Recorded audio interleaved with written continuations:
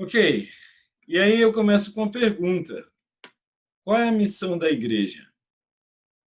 A palavra missão, quando você vê no latim missione, tem dentro dessa palavra a ideia de alguém que envia e alguém que é enviado. Tá? Sempre quando a gente pensa em missão, a gente pensa nisso. Alguém que recebeu uma tarefa dada por alguém. Tá? Então, fulano de tal recebeu a missão de ir e comprar isso e trazer. É uma missão. A Bíblia é um livro de missões. Nem sempre são missões evangelísticas, tá? Tem todo tipo de missão. Lembra de Moisés? Qual foi a missão de Moisés? Ele foi lá para representar, né, fazendo a vontade de Deus e trazer o povo. Aí teve José, que teve uma missão, mesmo sem ele saber, ele estava envolvido numa missão. E aí a gente vai ver muitos exemplos na Bíblia.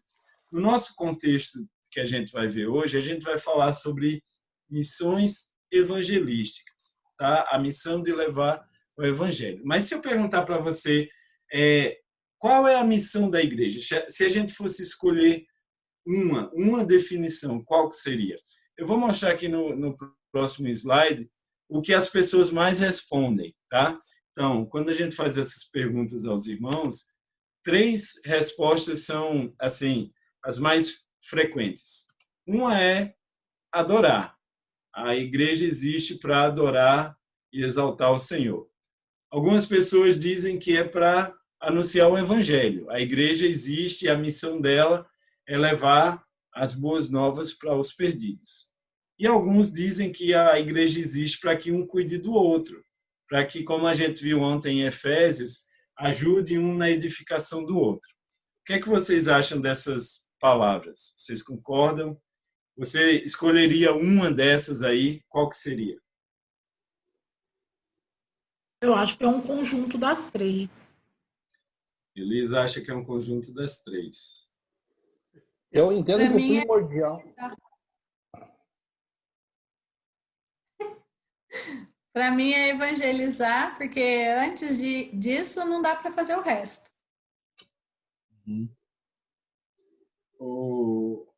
Pode falar, Walter. Eu apoio totalmente a Cláudia. Eu voto nela. Não pode falar de voto, né? Ok, alguém mais gostaria de dar sua opinião?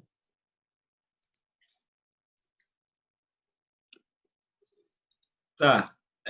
Quando a gente evangeliza, a gente está adorando a Deus, sim ou não? Sim. E também está cuidando do outro, porque se você está evangelizando, você tem preocupação com o outro. É Senão verdade. você só ficava com você e pronto. Uhum.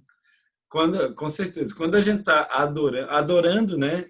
Quando a gente pensa em adoração, a gente pensa em cumprindo o nosso propósito em relação a Deus, né? A palavra fala que a natureza, né, proclama a Deus. A natureza adora, porque ela está desempenhando sua função. Quando a gente pensa em adorar, muitas vezes tem muita gente que pensa assim, quando eu estou cantando, né? Mas quando a gente está fazendo a vontade de Deus, a gente está adorando a Ele, a gente está cumprindo a sua vontade, exaltando. E a gente vai ver nos próximos versículos um mandamento bem explícito, bem claro de Jesus Cristo, era que as boas notícias fossem levadas para todos os cantos, né? Jesus veio para curar os doentes, Jesus veio para buscar o perdido, né? E aí é difícil desassociar isso da igreja. Vou voltar algo bem óbvio e que eu já falei muitas vezes nesses 3 dias. A igreja é o corpo de Cristo, não dá para separar. Então, se Cristo é o cabeça, e quando a gente vai ler nas Escrituras e ver qual é o propósito de Jesus estar aqui, que era de salvar, né? Salvar as pessoas, trazer as boas novas, ser luz nas trevas. Não dá para o corpo ir numa direção contrária. Já imaginou? Você imagina, você sua cabeça apontada para um lado e seus pés indo de outra direção. Não funciona. Então, o evangelismo está intrinsecamente ligado com o Criador, com o fundador da igreja, que é Jesus Cristo. Como vocês bem falaram, na igreja a gente vai cuidar um do outro, né? mas e pensando nos membros do corpo, cuidando um do outro. Mas só tem membro porque um dia eu e você escutamos o evangelho, as boas notícias e aceitamos, né?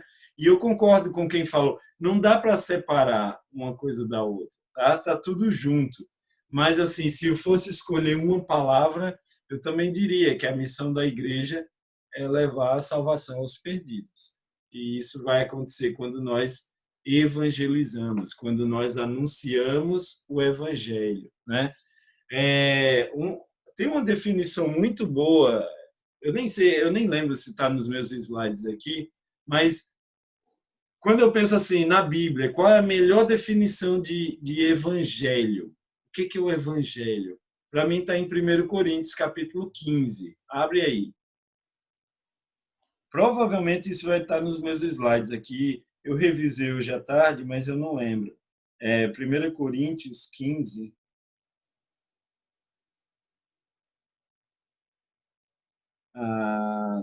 Paulo vai lembrar os irmãos de Corinto. Vou ler aqui a partir do 1, tá?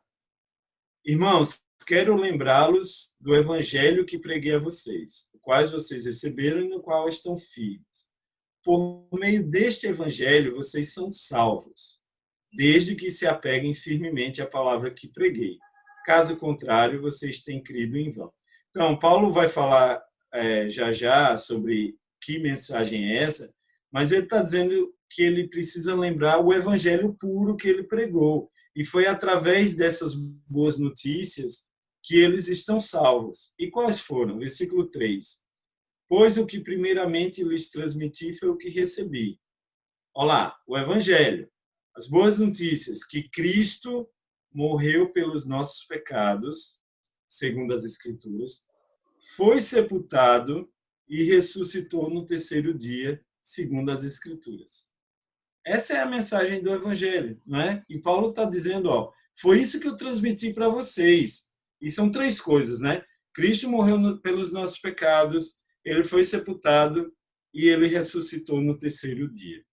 Quando a gente viu ontem na aula, ou anteontem, lá em Mateus capítulo 10, quando Jesus manda os apóstolos ir de 2 em 2, no início do ministério, que ele estava treinando os apóstolos, lá em Mateus 10, quais eram as boas novas? Quem lembra?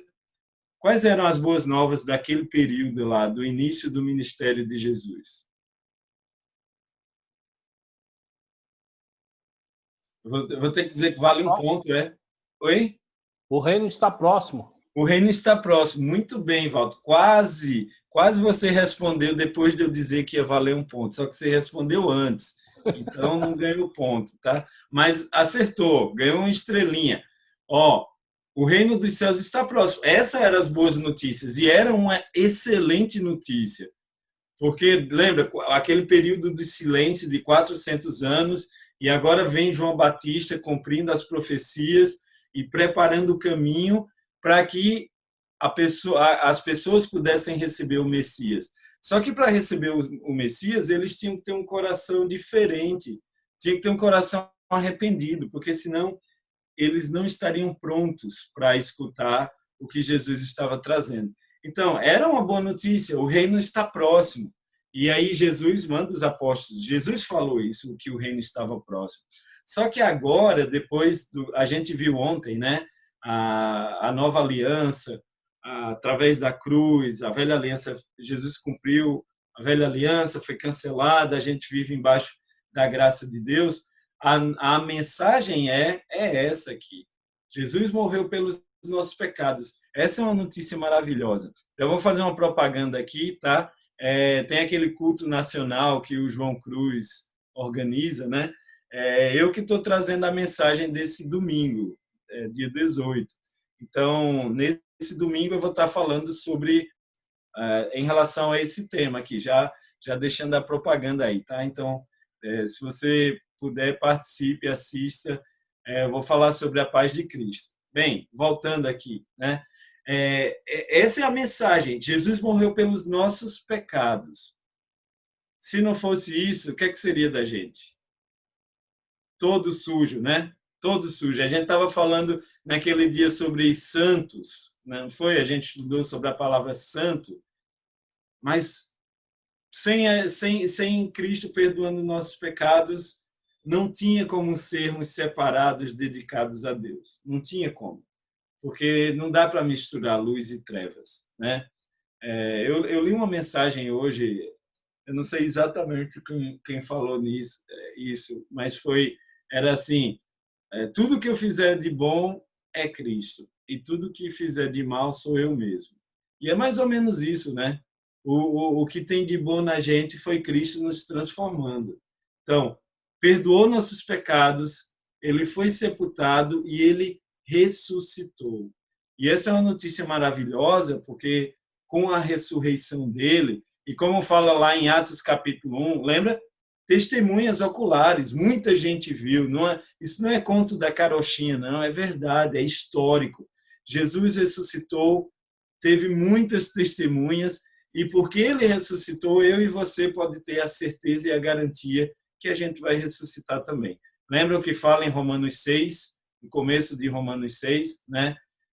Que Paulo está ensinando, alguns estavam dizendo, eu vou pecar, porque se eu pecar muito, a graça vai me cobrir muito. Então é bom que eu peque, porque a graça vai me cobrir. E Paulo diz, nada disso, os que morreram para o pecado, como é que pode viver nele de novo? E lá ele vai falar que quando a gente morre em Cristo, a gente vai ressuscitar junto com ele. Então, por causa da ressurreição de Cristo, eu tenho a certeza que nós também vamos ressuscitar e vamos viver eternamente com ele. Essa é o evangelho, né? E eu gosto muito daqui de 1 Coríntios 15, porque é uma definição fácil de entender. Então, evangelismo, fique com essa palavra na sua cabeça. Coloquei aqui no slide, continuando o que Jesus iniciou. Eu coloquei propositalmente, e basicamente são as mesmas palavras, né? Mas para a gente ver que os evangelhos sinóticos, que é Mateus, Marcos e Lucas, mas até João, que é bem diferente, todos eles terminam com um final, nem vou dizer final feliz, eu vou dizer com um final maravilhoso que nos enche de esperança, né? Mas vamos ler aqui rapidinho, tá? Mesmo que são palavras repetidas, são importantes de ler. Eu vou ler Mateus 28, 19. Eu vou pedir aqui quem eu estou vendo na tela aqui, tá? Eu vou ler Mateus 28, 19 a 20. Vou pedir para o Barbosa ler Marcos 16, 15. Vou pedir para a Cláudia ler Lucas 24, 45 a 47. Ronaldo, João 20, 21. E a Elisa, Atos 1, 8. Tá? Vamos fazer um rodízio aqui na leitura. Então, eu vou começar lendo Mateus 28.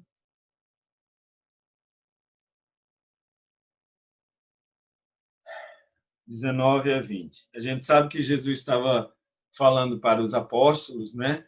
E no versículo 19 diz: portanto, vão e façam discípulos de todas as nações, batizando-os em nome do Pai, do Filho e do Espírito Santo, ensinando-os a obedecer a tudo que eu ordenei a vocês, e eu estarei sempre com vocês até o fim dos tempos. Ok, o que é que diz Marcos 16, 15? E disse-lhes, vão pelo mundo todo e preguem o evangelho a todas as pessoas. Lucas 24. Pode ir. Então lhes abriu o entendimento para que pudessem compreender as Escrituras. Ele lhes disse, está escrito que o Cristo haveria de sofrer e ressuscitar dos mortos no terceiro dia, e que em seu nome seria pregado o arrependimento para perdão de pecados a todas as nações, começando por Jerusalém. Amém. João 20, 21. Novamente, Jesus disse, paz seja com vocês. Assim como o Pai me enviou, eu os envio. E agora, Elisa, Atos 1, 8.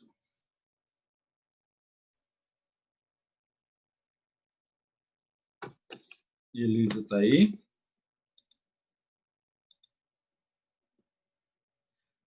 Oi, irmã, está desligado o seu microfone. Ai, verdade, perdão. Eu sei ler lábios, mas eu acho que nem todo mundo sabe ler lábios. Então... Mas receberei poder ao descer sobre vós o Espírito Santo, e serei minha testemunhas, tanto em Jerusalém como em toda a Judéia e Samaria, e até aos confins da terra. Ok, essas são palavras que a gente nunca deve cansar de ler, de escutar, de repetir, de falar, né? Esse é o básico da nossa fé. E só que às vezes a gente esquece desses mandamentos, a gente esquece de praticar. Acho que foi o Ronaldo que leu João 20, né, 21, que diz: assim como o Pai me enviou, eu os envio, né? Eu li Mateus 28, que diz: ide. Barbosa leu Marcos, que diz: ide, né? E é esse mandamento que ele deixou para os apóstolos. Eu falei um dia desse aqui, a gente estava 12 pessoas aqui na tela, né, aproximadamente 12, e parece um número pequeno demais para o tamanho da tarefa, né? Se eu pudesse dar uma sugestão a Deus, eu diria: Deus, por que 12 apóstolos? Escolhe 120, né? Porque aí a coisa vai ser mais rápida. 12 não vai dar certo. Bem, Deus sabia o que estava fazendo, foi suficiente, a mensagem chegou no mundo todo, se espalhou, continua se espalhando. E eles cumpriram, né, a missão dada por Jesus.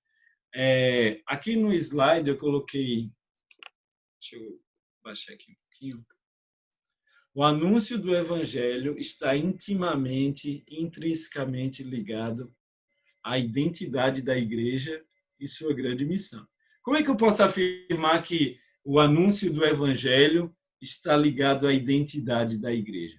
Porque o cabeça da igreja é Cristo. O cabeça da igreja é Cristo. E não dá para pensar em Cristo, lembrar dele, sem pensar nele levando as boas notícias, ou ele sendo as boas notícias, né?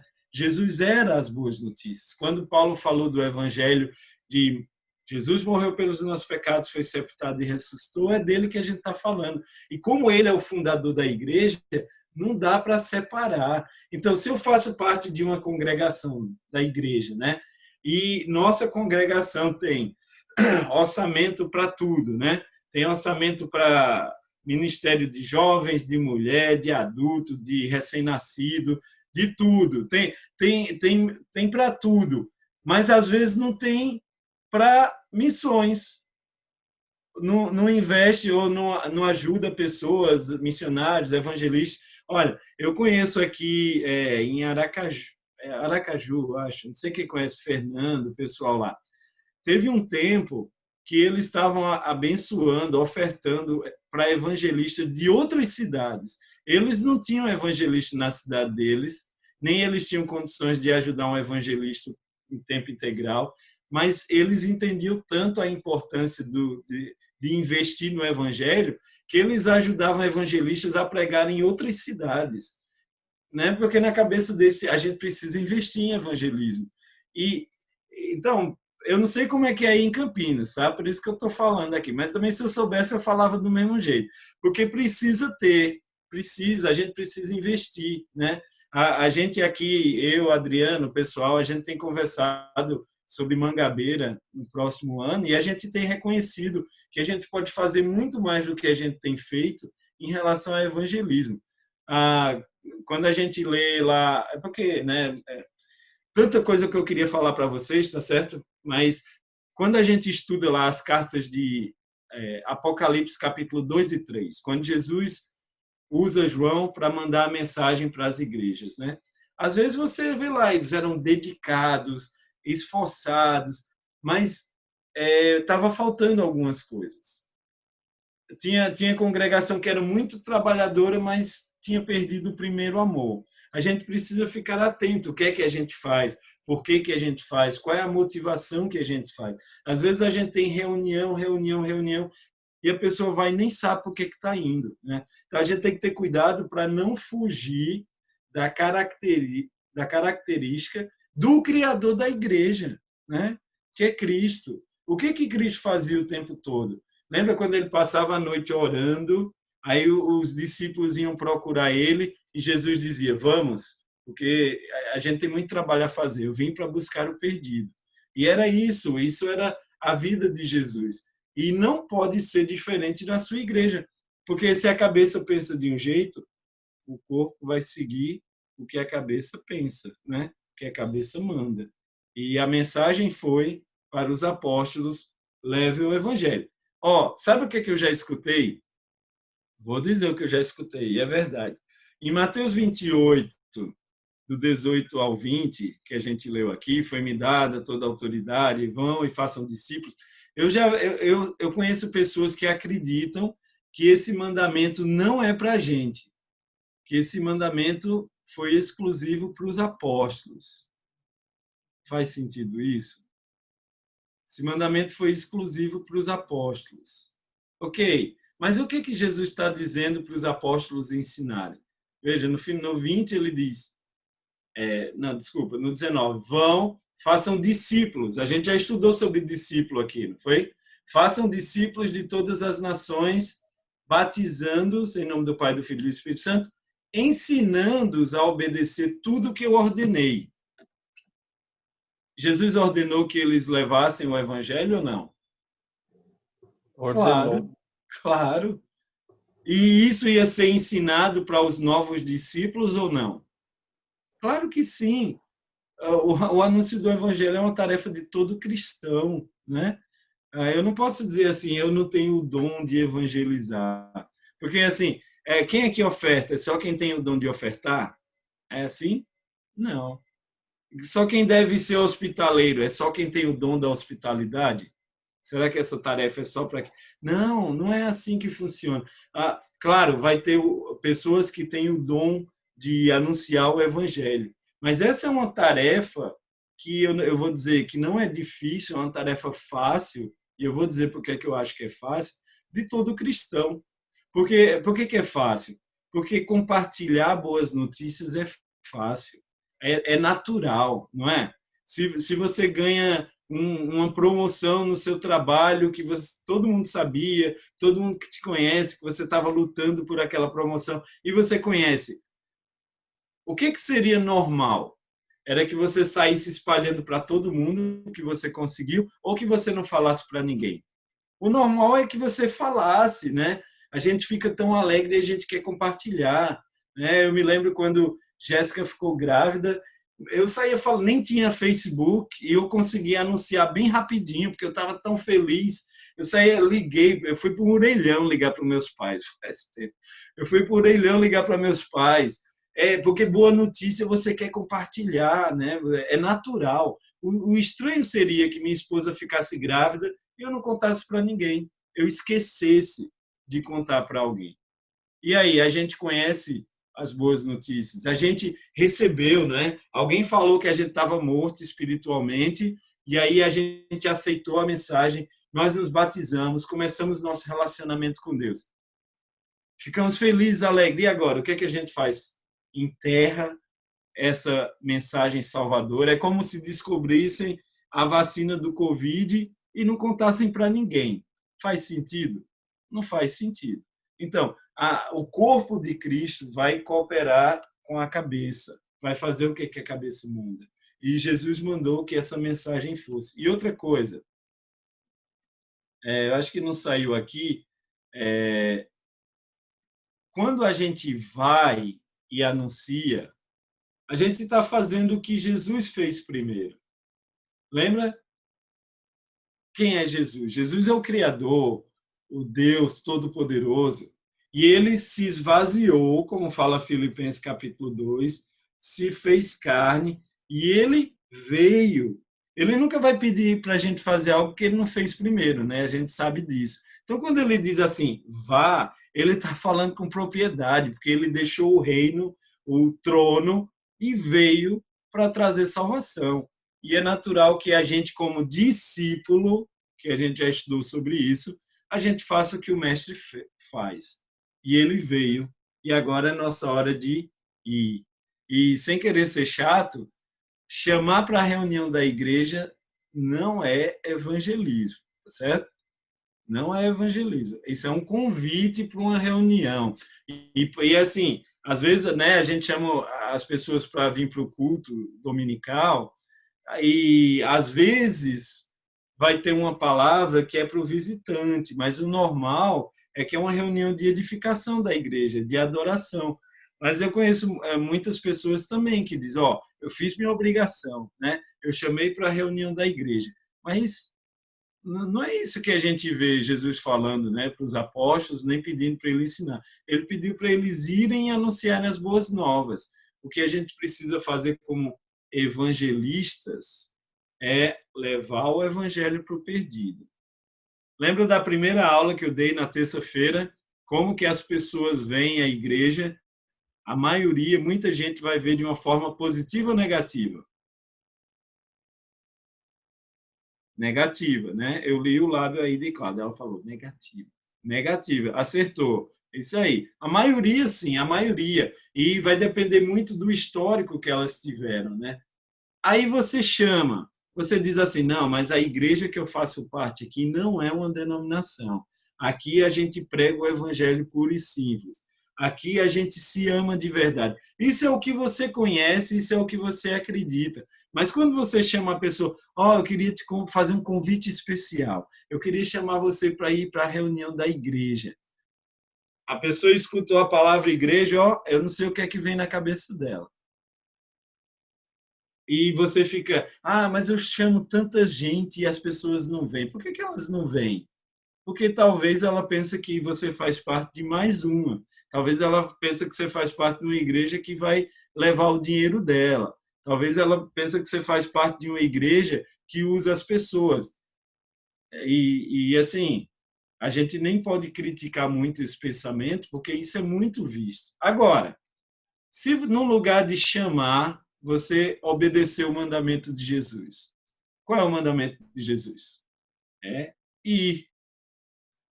Você vai, você leva a igreja até as pessoas, e não as pessoas até a igreja. Se a gente vai e mostra o amor de Cristo, e mostra aquilo que a gente falou, que nós somos uma igreja cheia de amor, que cuida das pessoas, que não faz acepção de pessoas, e aí se elas experimentam isso, com certeza ela vai.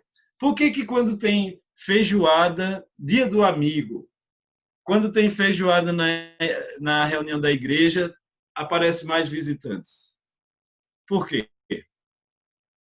Vocês fazem aí em Campinas, ou já fizeram algum dia especial assim, com comida?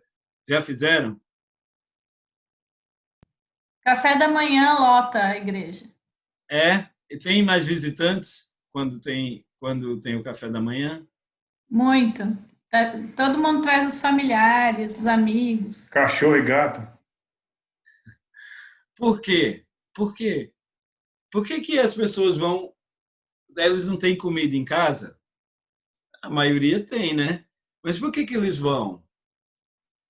Lembra quando Jesus fez a multiplicação dos pães e peixes? Aí ele atravessou o lago, aí quando chegou do outro lado, estava a galera lá, né? Estava a multidão lá. E Jesus disse, eu sei porque é que vocês estão aqui. Vocês não estão aqui pelo milagre que eu fiz, vocês estão aqui pelo pão. Por que é assim, hein? As pessoas, nós, né? Eu vou me incluir, nós somos egoístas. Nós somos egoístas. A gente só vai fazer alguma coisa se a gente conseguir ver algum benefício. Pode ser pequeno, como uma feijoada, como um pão, pode ser uma coisa maior. Por que igrejas que pregam a teoria da prosperidade são lotadas, são cheias? Por quê? Nós somos egoístas. Quando a gente faz campanha do AME, no início a gente batia porta em porta, e aí a gente começava a conversar com as pessoas, mas as pessoas não queriam muito conversar. E aí a gente começou a mudar de estratégia. Agora a gente bate na casa das pessoas e a gente pergunta, tem alguma coisa que a gente pode orar por você? Olha, e só com essa simples pergunta as pessoas se abrem.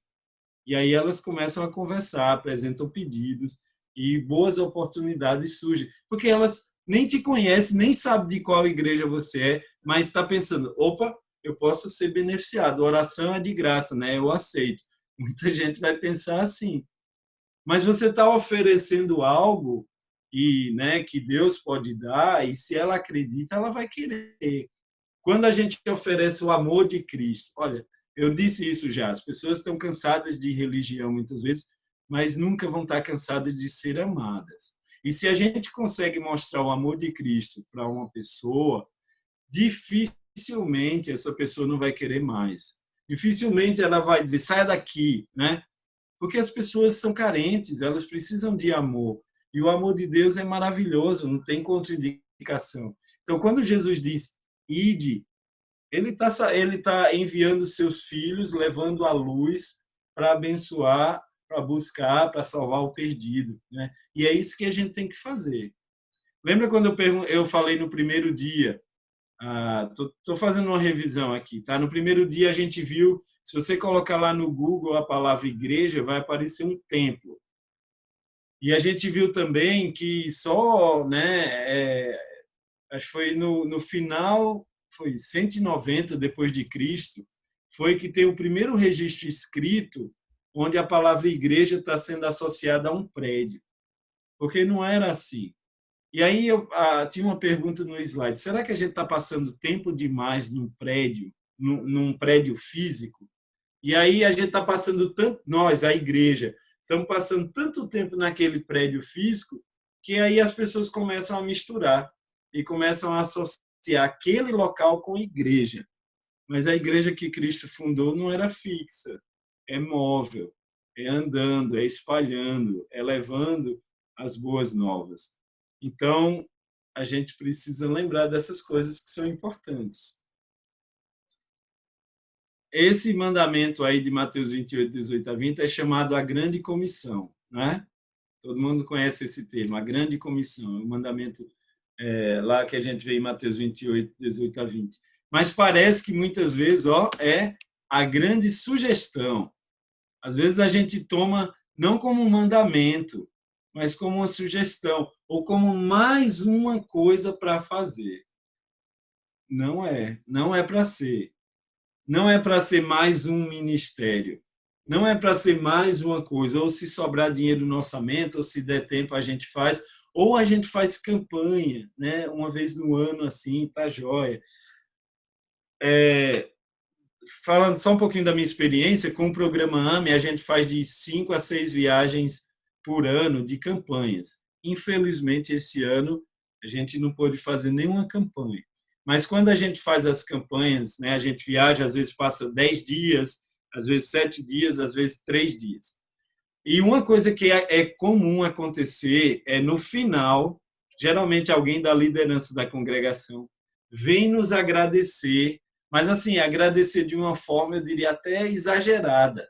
Diz, olha, foi maravilhoso, isso foi muito importante para a igreja. E assim, e o que foi que a gente fez lá? A gente foi bateu porta em porta, a gente foi na rua fazer pedidos de oração, a gente visitou irmãos que estavam afastados. Ou seja, o que a gente fez? A gente fez o que a igreja tem que fazer. E uma coisa triste também é que muitas vezes nessas campanhas que a gente vai, congregação, sei lá, tem 100 pessoas. Às vezes tem um da congregação que está fazendo a campanha com a gente, né? Então, para alguém da igreja ficar admirado com o fato de ter acontecido evangelismo, ter visitado doentes, ido em abrigo de idosos, mas isso não deveria ser o feijão e arroz da igreja? Isso não deveria acontecer todo dia, né? Então, não era para ficar espantado quando um grupo de 10, 15 jovens vai lá e faz o que era para eles estarem fazendo. Entende o que eu estou dizendo? Então, a gente está enferrujado, muitas vezes, em relação a missões, em relação ao anúncio do Evangelho. O anúncio do Evangelho precisa ser prioridade da igreja. Eu já escutei muita gente dizendo, a igreja no primeiro século crescia por causa dos milagres dos apóstolos. Será que era por causa disso? Os milagres testemunhavam o poder de Deus e com certeza influenciavam, tá certo? Mas eu acredito que a igreja crescia tanto no início porque o evangelho estava sendo anunciado. Lembra quando eles eram perseguidos? Lá em Atos fala que para onde eles iam, eles levavam a mensagem do evangelho e ia se espalhando. Às vezes diz assim, Na congregação teve... Quantos batismos teve ano passado? 3. 3 batismos. Isso é muito. Você acha que 3 batismos no ano é muito? Você acha que é? Eu não acho que é, não. Agora, pode ser. Sabe como? Se você perguntar, com quantas pessoas vocês estudaram a Bíblia ano passado? Aí se eles disserem 3, então foi muito. Se você só estudou a Bíblia com 3 pessoas e as 3 se batizaram, foi 100%. E isso seria uma coisa rara. 3 não é muito. Estudar a Bíblia com 3 pessoas, não é muito. Às vezes a gente diz, só teve 2 batismos. Quantas pessoas estudaram a Bíblia, assim, estudar mesmo, né, para levar a pessoa à conversão? 4, tivemos 4 estudos. Muito pouco.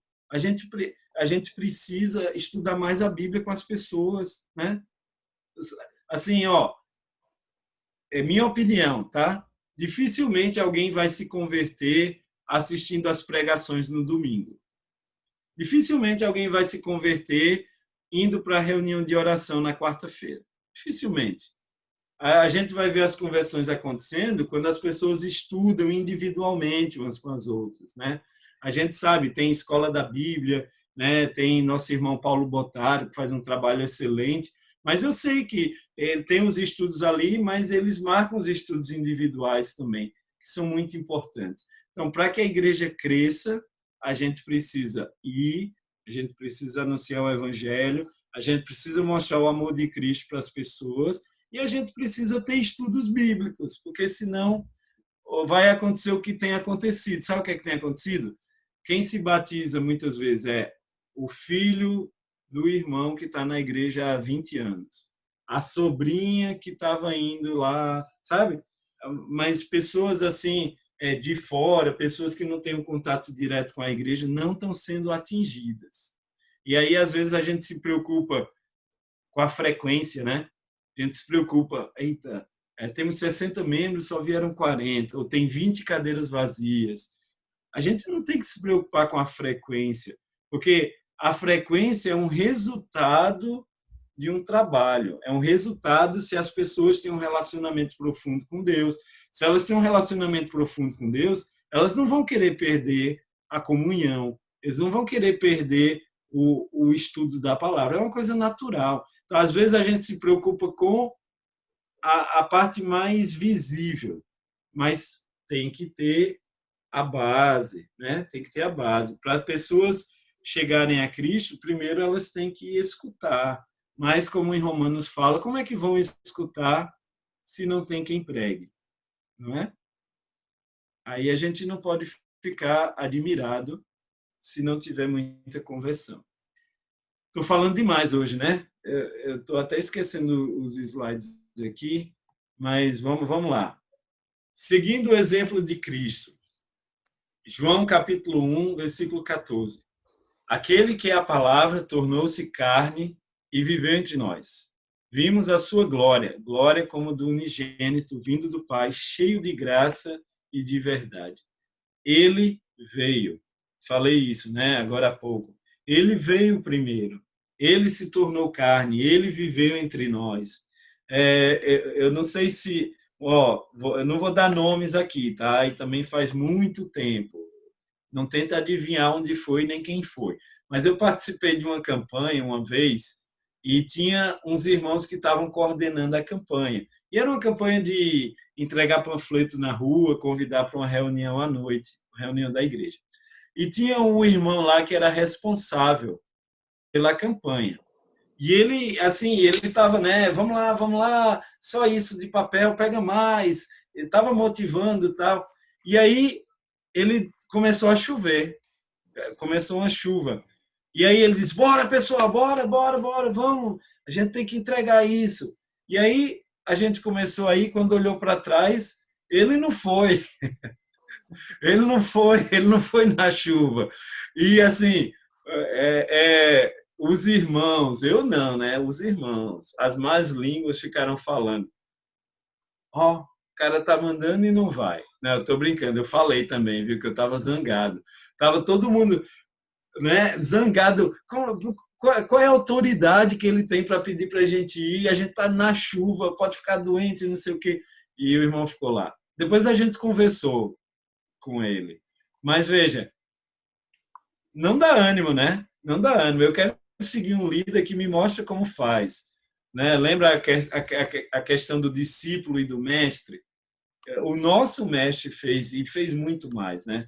A gente não precisa sair da nossa zona de conforto, posso dizer assim, para falar para o vizinho aqui. Talvez eu tenha uma timidez, mas é coisa pequena. O que Jesus fez foi sair do trono. Ele não precisava passar por nada que ele passou, mas ele fez por amor a gente. Então, ele é nosso exemplo de o que fazer e como fazer, com dedicação, porque quando a gente olha a maneira que Jesus exercia o seu ministério, às vezes a gente vai ficar com vergonha da maneira que a gente exercita o nosso, né? O quanto a gente fica cansado, né? O quanto a gente arruma desculpa. Jesus era realmente em tempo integral. Não é uma pergunta, é uma afirmação. Tem uma exclamação no final dessa frase. Jesus ainda está em carne. Você concorda com isso? Jesus ainda está em carne, sim ou não? Eu Somos acho nós, que né? Nossa. Pode falar. na carne de cada um, Ranieri, Sim, em cada um desses. sim. Isso. E Ronaldo falou, somos nós, né? Com certeza. Agora, vamos ler aqui, né? Não vou falar muito do contexto aqui, não, que vocês conhecem, mas 1 Coríntios 6, 19 a 20. Acaso não sabem que o corpo de vocês é santuário do Espírito Santo que habita em vocês, que lhes foi dado por Deus e que vocês não são de si mesmos? Vocês foram comprados por alto preço, portanto, glorifiquem a Deus com o corpo de vocês.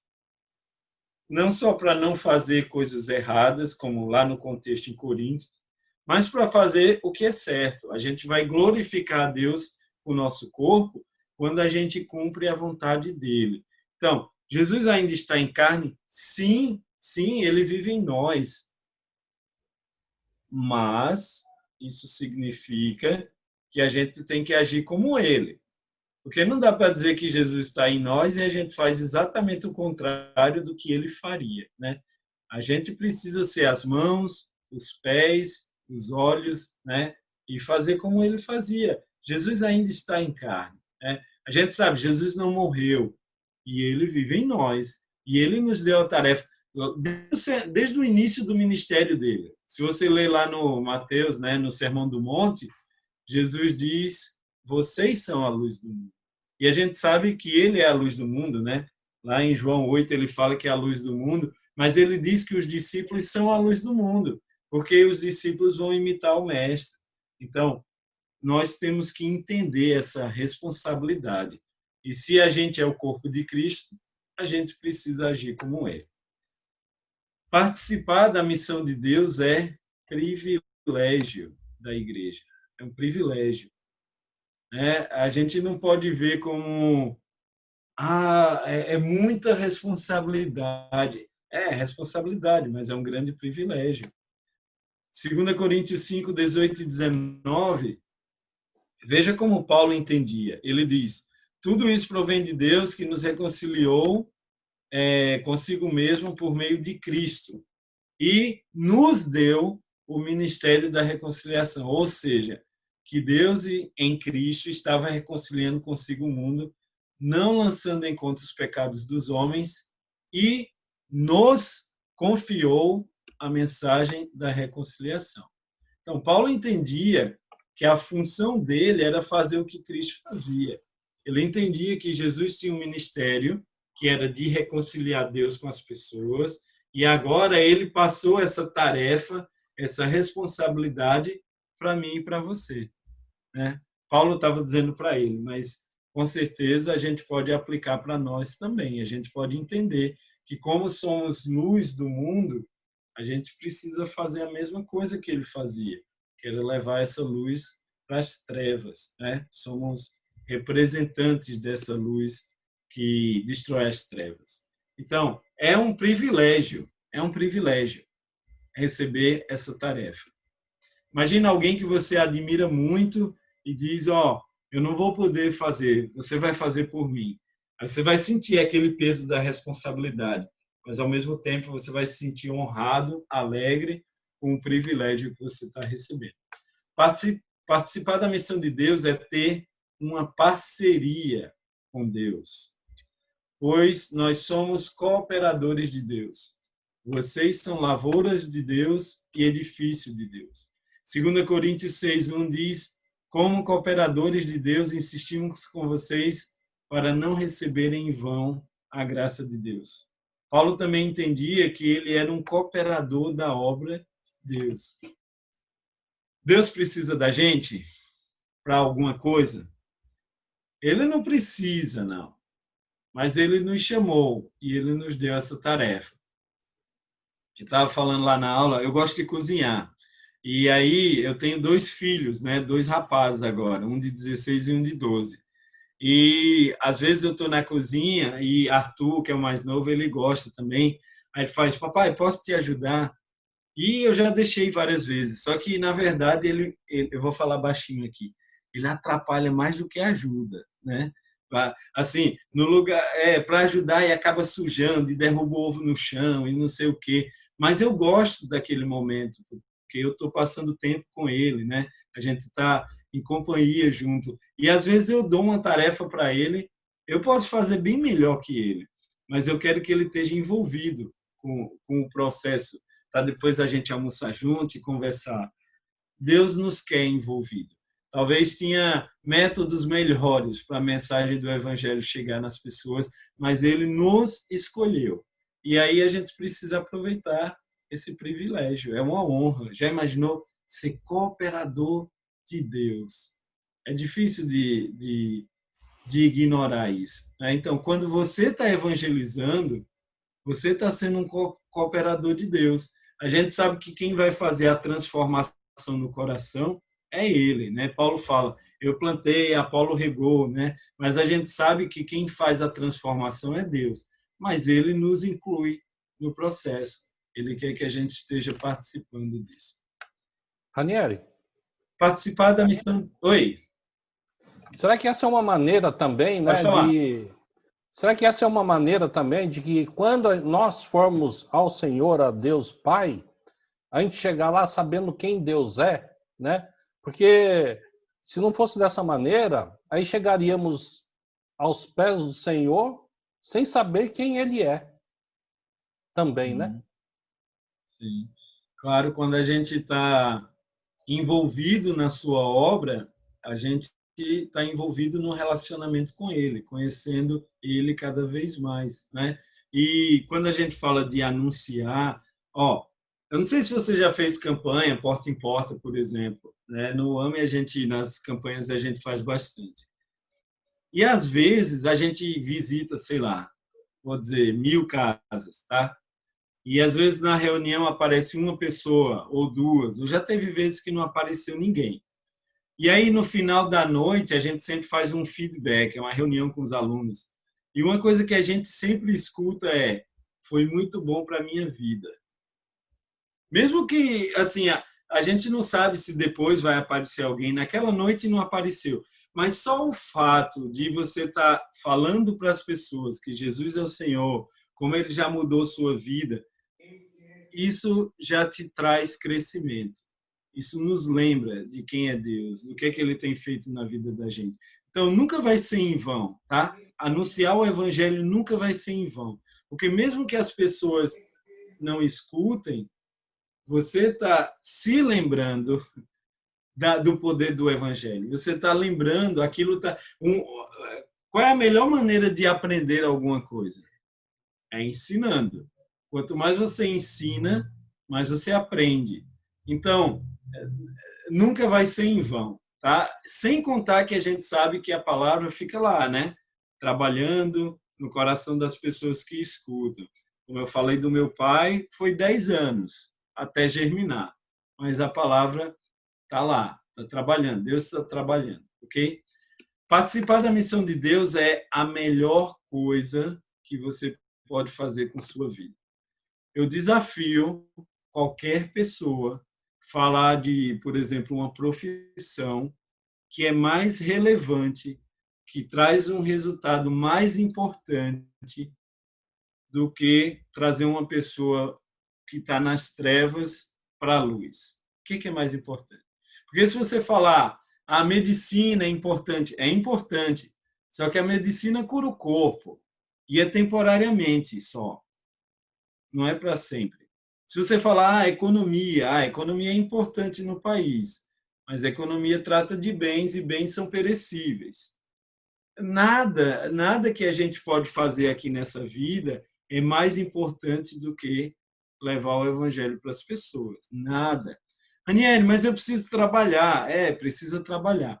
Mas, assim, acima da sua profissão ou da minha, a gente é cristão. Você já viu quando no jornal, na TV, quando alguém entrevista, aparece o nome da pessoa e a profissão que ela faz, né? Então, aparece Maria, advogada, José, né, engenheiro, tal. Porque é isso que o mundo define. A sua profissão é quem você é.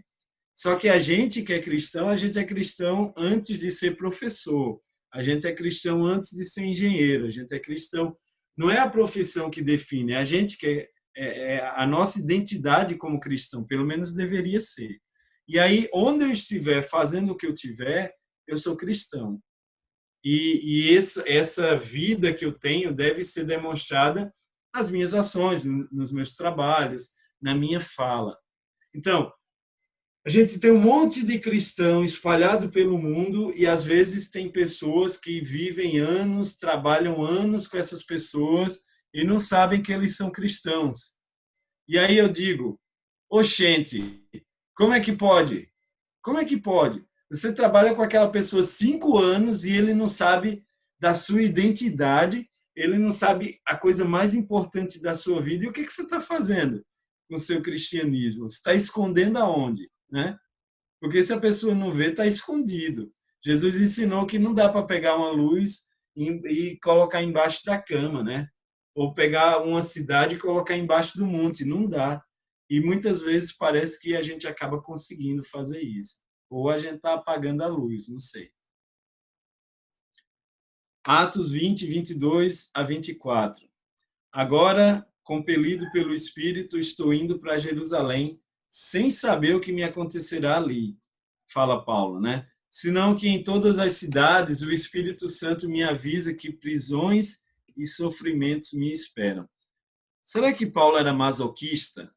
Será que Paulo gostava de sofrer? Será que ele gostava de levar umas pedradas de vez em quando? Será que é isso? O Espírito avisava que ele ia ser preso, que ele ia sofrer. E por que ele ia? Olha a resposta.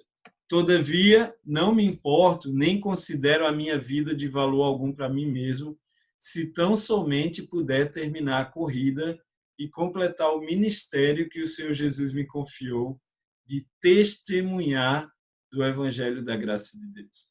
Paulo entendia que a mensagem do Evangelho era mais importante do que a sua própria vida. Não tem coisa mais importante que a gente pode fazer. Não tem coisa mais valiosa. Nem a nossa própria vida é mais valiosa do que a mensagem do Evangelho. Porque o Evangelho é o poder da... Completa. O Evangelho é o poder da... Salvação. Da salvação para o que todo que nele crê, né?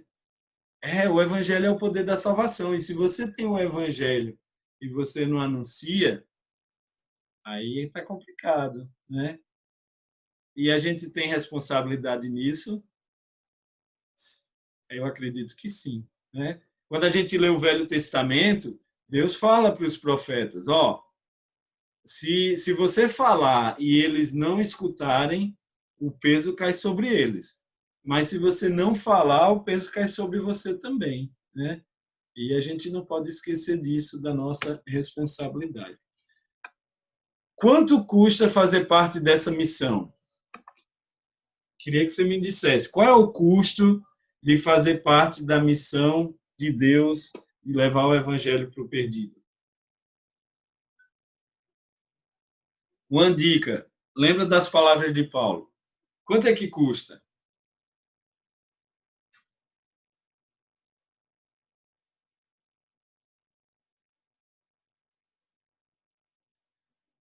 Eu vou desligar, eu vou ativar o microfone de todo mundo aí, viu?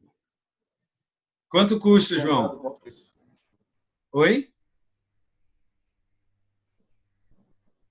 Eu não escutei. Nós fomos comprados por um alto preço, então não tem, nós não temos como mencionar o custo, não tem custo para nós.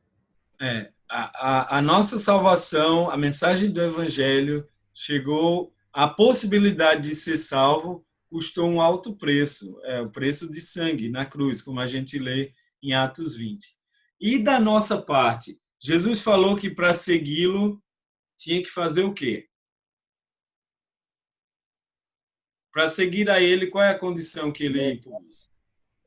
Ele tem que estar em primeiro lugar. Negar a nós mesmos, né? Negar a mim. Negar nós mesmos, isso. Negar a nossa vontade, entregar a nossa vida por completo. Então, quanto custa fazer parte dessa missão? Olha, alguém sabe o que é isso aí na tela? Isso é uma coisa antiga, viu? Acho que tem uns que reconhecem. Bem antigo. Cheque em branco ainda? Cheque em branco, ó. Aí, o Barbosa reconheceu. Barbosa, o que é que representa um cheque em branco? Unibanco. Nada, para mim, sem valor não tem. Hoje não tem, né? Mas, ó, não tem. Vamos voltar no túnel do tempo aí, na época que o pessoal usava cheque.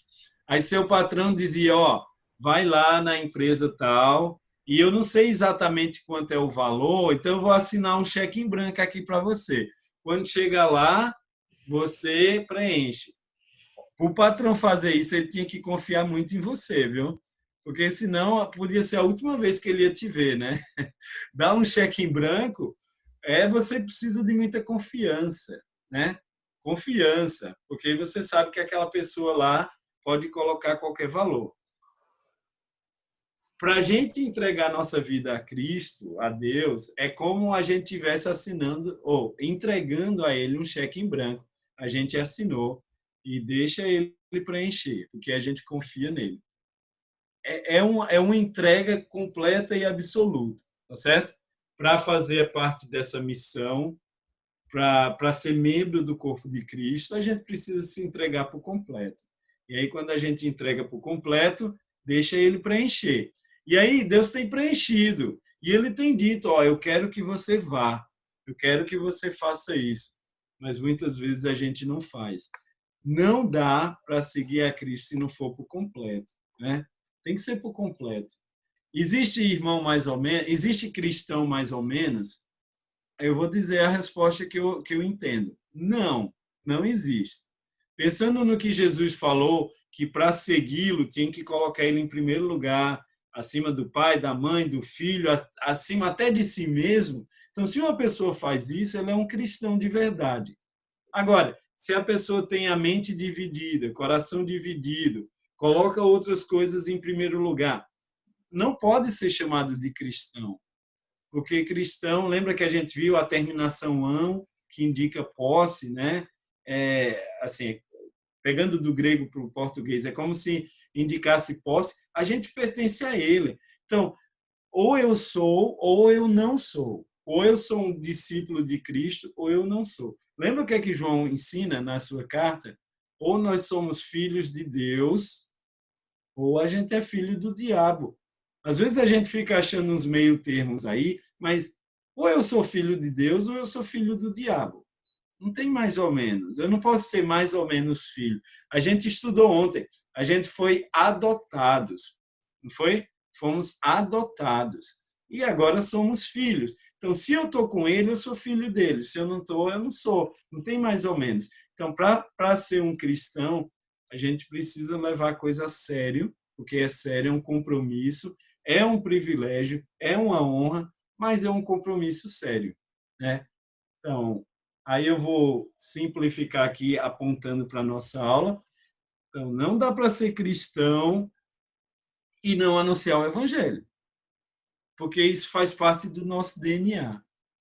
É como eu dizer, eu sou cristão, mas eu não adoro a Deus. Não faz sentido. Eu não posso dizer, eu sou cristão, mas não obedeço a Deus. Faz sentido? Eu dizer, eu sou cristão, mas eu não obedeço a Deus. Não faz sentido. E um dos mandamentos que a gente deve obedecer é levar o evangelho, as boas novas. Olha a atitude de Jesus. Pai, se queres, afasta de mim esse cálice, contudo não seja feita a minha vontade, mas a tua. Esse é o Jesus, esse é o mestre, esse é o discípulo, que por amor a gente e por amor a Deus se sacrificou, fez a vontade do Pai e não a dele. Agora, ó, se você acha caro fazer parte dessa missão aí, que é tudo, né, que é a vida completa, quanto é que custa não fazer parte dessa missão? O custo é maior ou menor? É maior. É bem maior. Bem maior. Ranieri. Oi. Você está falando que a gente tem que entregar 100%, né? E... Eu não, né? Jesus falou. Foi Jesus. Você está interpretando muito bem a Bíblia, né? E eu tenho certeza também de que quando a palavra fala, né? Busque em primeiro lugar o reino de Deus e todas essas coisas serão acrescentadas, né? Quanto ao que comer, ao que vestir, eu tenho certeza que ela se cumpre na nossa vida. Certeza. Com certeza. E a gente pode experimentar isso, né? Tudo que Jesus prometeu, se a gente tem fé suficiente para ir em frente e praticar, a gente vai experimentar, vai desfrutar, né? E só uma coisa em relação a essa frase aqui do final, já aconteceu mais de uma vez comigo, tá? Mas eu lembro de um caso específico, eu estudei com um rapaz durante vários meses, e aí chegamos naquele estudo final, né? E eu perguntei qual era a decisão dele, se ele queria seguir a Cristo, se ele estava disposto a colocar Cristo em primeiro lugar, se ele queria morrer e nascer de novo, ser uma nova criatura. E como eu falei, infelizmente não foi só um caso, foram vários, mas esse rapaz me disse, eu não estou pronto para tomar essa decisão ainda. E ele disse, eu sou muito jovem ainda e eu ainda não estou pronto para tomar essa decisão. Naquela época, eu não falei o que eu tenho falado. Hoje em dia, quando eu estou estudando a Bíblia com alguém e alguém me diz isso, eu digo uma coisa porque eu acredito que é minha responsabilidade dizer. Então, quando a pessoa no final diz, eu não estou pronto para tomar uma decisão agora. E aí o que eu falo para a pessoa, eu digo, bem, você tem a liberdade, né, de fazer suas escolhas, mas eu tenho que lhe dizer, você está tomando uma decisão. Você está tomando uma decisão. E a decisão que você está tomando é de não seguir a Cristo. A decisão que você está tomando é de não entregar a vida a Ele. A decisão que você está tomando é de, não, eu não quero, Deus, que você controle a minha vida. Hoje eu tenho coragem de falar isso, antigamente eu não tinha. Mas é nossa responsabilidade, porque é verdade, não é? Porque às vezes a pessoa pensa que tomar uma decisão estou estudando a Bíblia, tomar a decisão é dizer sim para Deus. Mas quando a gente diz não, isso também é uma decisão. E também tem uma consequência. Só que não é boa, é terrível, né? Então, custa muito mais não fazer parte dessa missão. Então você diz, mas é uma responsabilidade grande, Senhor, é uma tarefa muito pesada, é difícil. Nada, é um privilégio, é uma honra, deve ser uma alegria. Difícil é ficar longe de Deus. Difícil é ter uma vida sem propósito. Difícil é ter uma vida sem paz. Aí é difícil, não é? Nem dei intervalo, né? Ainda. Não sei se você conhece esse aplicativo aqui, Kahoot. Ele é bem interessante. Ele é usado muito na área de educação. O professor coloca opções e aí os alunos têm o celular e aí aparece lá. Então, se é a opção A, ele aperta no vermelho. Se é B, azul. E às vezes tem umas perguntas aqui. Eu vou fazer um Kahoot aqui bem simples. Vai ter uma pergunta você não vai falar ainda, só pensa, tá? E quem está aí junto, viu, Barbosa e Cláudio? Não fala, não dá dica um para o outro, não. Você vai fazer sua escolha. Eu vou fazer uma pergunta bem apelativa aqui, tá? Depois eu vou explicar. Aí você vai escolher ou uma ou outra. Se você tivesse que escolher entre ser cego ou mudo, o que você escolheria? Pensa, pensa, pensa, não fala ainda não. Se você tivesse essa opção, só tem essas duas, tá? Você tem uma doença lá e o médico diz, ó, você vai perder alguma coisa do seu corpo aí. Só que você pode escolher. Então, o que você preferia? Você preferiria ser cego ou você preferiria ser mudo? Ok, deixa eu fazer uma enquete aqui. Que eu quero ver todo mundo. Bem, nem todo mundo está com a câmera ligada. Mas, se você está com a câmera ligada, ou digita aí no chat, tá? Quem escolheu cego? Levanta a mão. Prefere ser cego do que mudo? Elisa. Quem está com a câmera ligada sou Elisa, não sei os outros. E, obviamente, quem não levantou a mão escolheu ser mudo. Agora, eu queria que você me dissesse por quê. Ó, alguém levantou o dedo ali, ó, a mão, Matheus. Ok? Por quê? Por que você escolheu o que você escolheu? Elisa, você pode falar por que você escolheu ser cega no lugar de ser muda? Normalmente a gente é muda porque a gente é surdo. Se eu fosse surda, né, eu não poderia ouvir, não saberia sobre Jesus. Ah, então você preferia não enxergar, mas poder escutar e falar, né? É. Ok. Quem escolheu o outro? Você não falar, mas enxergar. Por quê? Eu já trabalhei com deficiente visual e com surdo e mudo também, né? É a nossa função. O deficiente visual, ele tem que ser levado para todo lugar, não sabe o dia, a noite, né? Por outro lado, eu sei que o mudo não pode falar do reino de Deus. Mas um cristão, ele tem que ser reconhecido até de boca fechada. Não dá para testemunhar com as ações, né? Bem, eu acho que vocês estão indo na direção certa. Para mim, não importa se você escolheu ser mudo, surdo, ninguém quer nenhuma dessas, né? Mas se tivesse que escolher, para mim não importa. O que importa é o seu raciocínio por trás da sua escolha. Sabe, quando vocês eram mais jovens, não que vocês não sejam, mas quando vocês eram mais jovens, que estavam para escolher a carreira, né? Eu não sei se você trabalhou com o que você tem trabalhado na sua vida por falta de opção, ou se foi algo que você almejou, mas eu tenho um filho aqui adolescente que está começando a pensar no Enem, em faculdade, não sei o quê, e um cristão, ele precisa considerar o fato que ele é cristão antes de qualquer escolha. Isso seja para um trabalho que ele vai conseguir, para um local que ele vai trabalhar, relacionamentos, com quem eu vou namorar, com quem eu vou casar, até lugares que eu vou visitar, o que eu vou fazer com o meu tempo livre. Não dá para separar o fato de ser cristão nas nossas escolhas. Então, parece, né, que os dois que falaram estavam pensando nisso. Espera aí, eu vou poder falar de Jesus ou eu vou poder dar testemunho de Jesus. Então, mas é essa a ideia. É que antes de qualquer escolha, antes de agir, a gente precisa considerar o fato de que a gente é cristão. Antes de... Se eu vou ser professor, eu vou poder exercer minha fé, eu vou ter oportunidades. Eu quero ser policial, eu quero ser advogado.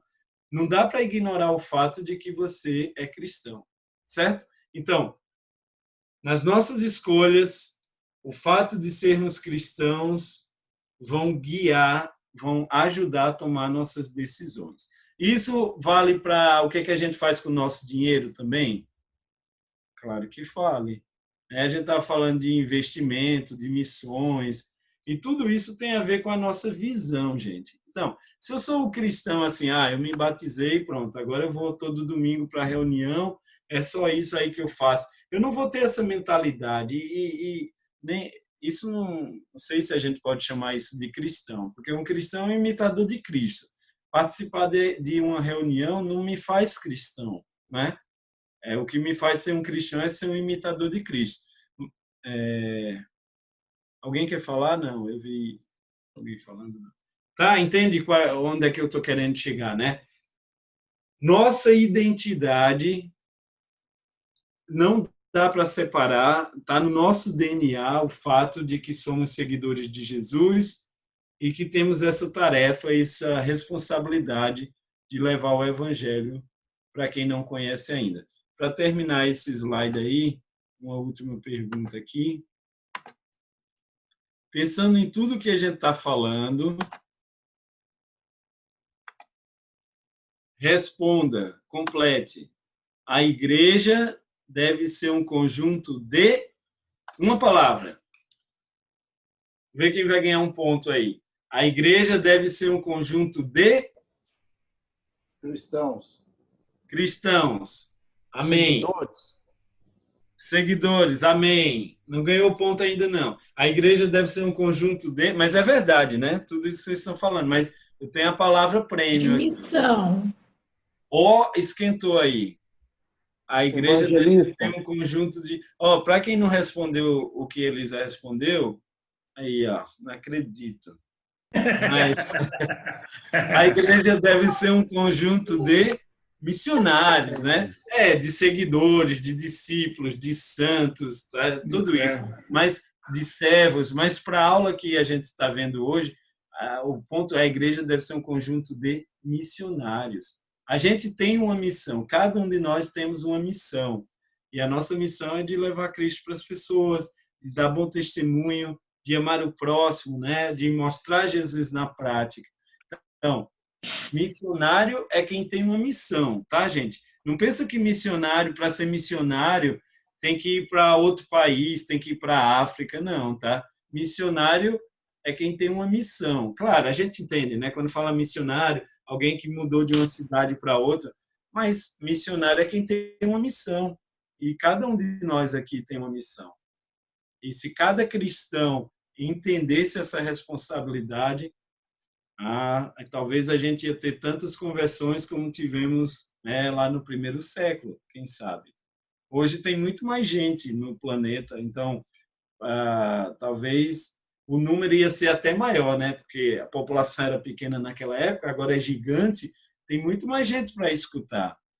E aí pode ter muitas conversões, mas para isso eu e você, todos nós temos que exercer nosso ministério, ok?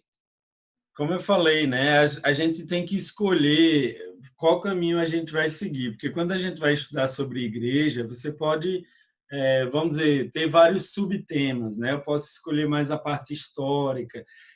Quando a Luísa me perguntou por onde a gente ia, eu falei para ela que a ideia era ser algo do dia a dia, né? Algo que a gente vivencia. Eu falei um pouco sobre a palavra, a origem, a gente falou um pouquinho do início da igreja, né? Mas o meu desejo maior era que realmente a gente refletisse sobre coisas do dia a dia da nossa vivência, né? Como igreja. E é assim que eu vou terminar falando de outro aspecto que é imprescindível, que é característica da igreja que Jesus fundou, que é a unidade. Vou compartilhar aqui os slides.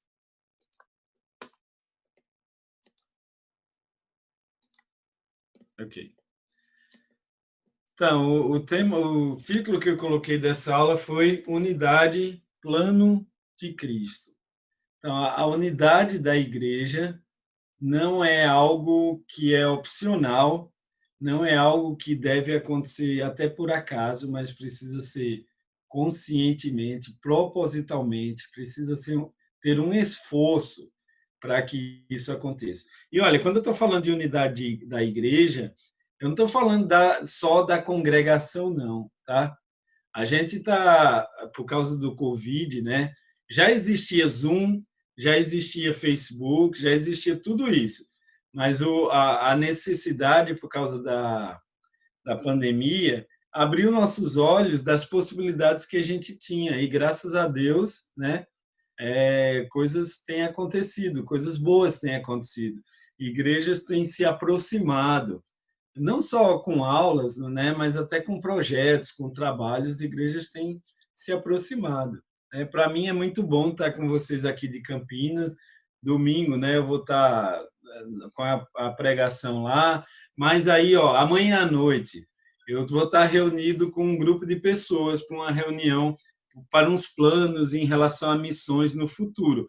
E eu vou dizer, nessa reunião vai ter gente dos Estados Unidos, gente que está na Bolívia, gente que está no Nordeste, na Bahia, né, e outros lugares aqui. E a gente vai estar reunido, planejando para uma missão lá no futuro, sabe? Então, a unidade, ainda mais hoje, vai muito além da minha congregação. A gente pode se beneficiar muito quando uma congregação coopera com a outra, sabe? Então, a unidade do corpo é importante. A gente tem visto mais isso acontecendo agora, graças a Deus. Bem, vamos aqui.